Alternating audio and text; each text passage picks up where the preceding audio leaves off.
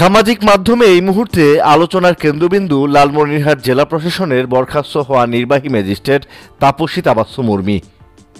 অন্তর্বর্তী সরকারের প্রধান উপদেষ্টা ডক্টর মোহাম্মদ ইউনূসকে নিয়ে ফেসবুকে নেতিবাচক মন্তব্য করে ব্যাপক বিতর্কের জন্ম দেন তিনি। এই ঘটনায় প্রথমে তাকে ওএসডি ও পরে সাময়িক বরখাস্ত করা হয়। একই সঙ্গে সরকারি চাকরিবিধি লঙ্ঘনের জন্য তার বিরুদ্ধে বিভাগীয় মামলাও করা হয়েছে।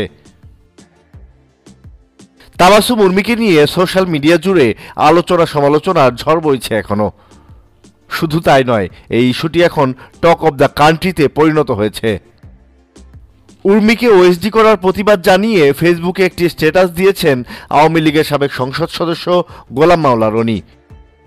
এরপরই নেটিজেনদের তোপের মুখে পড়েছেন তিনি। রনি তার পোস্টে বলেন, তাবাসসুম উর্মিকে কেন ওএসডি করা হলো।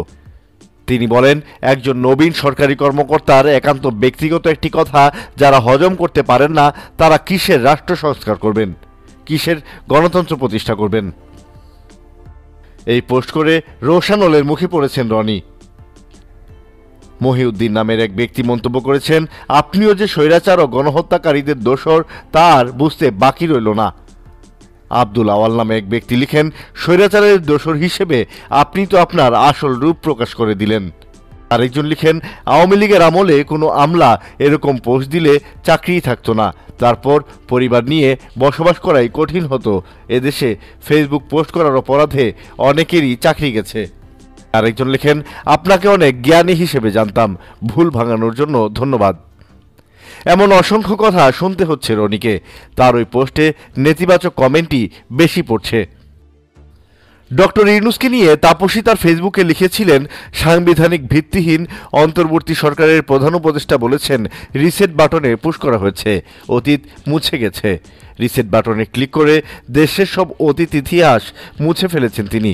এতই সহজ, কাউন্টডাউন শুরু হয়ে গেছে আপনার মহাশয়। তাপসী তার পোস্টে আরও লিখেন, তবে একটা বিষয়ে আপনাকে ধন্যবাদ জানাতেই হয়, তুমি কে আমি কে, রাজাকার রাজাকার, আপনাদের এই স্লোগানটা যে অক্ষরে অক্ষরে সত্যি ছিল, এটা এত অল্প সময়ে দিনের আলোর মতো পরিষ্কার করে দিয়েছেন, এজন্য আপনাকে ধন্যবাদ। এর আগেও তাপসী তার ফেসবুকে জুলাই অগাস্ট ছাত্র জনতার আন্দোলন নিয়ে উস্কানিমূলক পোস্ট করেন। আওয়ামী লীগের পক্ষে শক্ত অবস্থান জানিয়ে বেশ কিছু পোস্ট করেছেন উর্মি। একটি স্ট্যাটাসে তিনি ছাত্র আন্দোলনে নিহত শহীদ আবু সাইদকে সন্ত্রাসী আখ্যা দিয়েছেন। এসব কারণে সামাজিক মাধ্যম জুড়ে ব্যাপক সমালোচনা হচ্ছে তাপসী তাবাসসুম উর্মিকে নিয়ে। আমেরিকা প্রবাসী ব্যান্ড তারকা বিপ্লব শেখ হাসিনার জন্মদিনে ঢাকা বিশ্ববিদ্যালয়ে কেক কাটতে যাওয়া নারীও তাপসী তাবাসসুম উর্মির ছবি পোস্ট করে লিখেন, তাদের প্রধান সুবিধা হচ্ছে তারা নারী, আর এই সুবিধা তারা কাজে লাগায়। তারা মনে করে আমি একজন নারী, সেই কারণে আমাকে কেউ কিছু বলতে পারবে না, বলবেও না।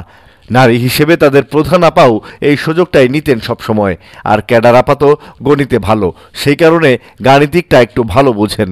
সুপ্রিম কোর্টের জ্যেষ্ঠ আইনজীবী জেডাই খান পান্না আবার উর্মির পক্ষ নিয়েছেন। অন্তর্বর্তী সরকারের বিরুদ্ধে উর্মির অবস্থানের প্রশংসা করেছেন তিনি।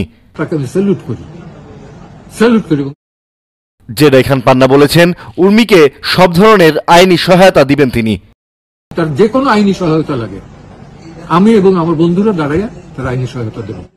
অন্যদিকে ওই বিতর্কিত পোস্টের বিষয়ে টেলিফোনে উর্মির কাছে জানতে চাওয়া হয়, দায়িত্বশীল জায়গায় থেকে কিভাবে এমন মন্তব্য করেছেন তিনি। দায়িত্বশীল জায়গা থেকে আপনি দায়িত্বশীল বলতে কি বোঝাতে চাচ্ছেন?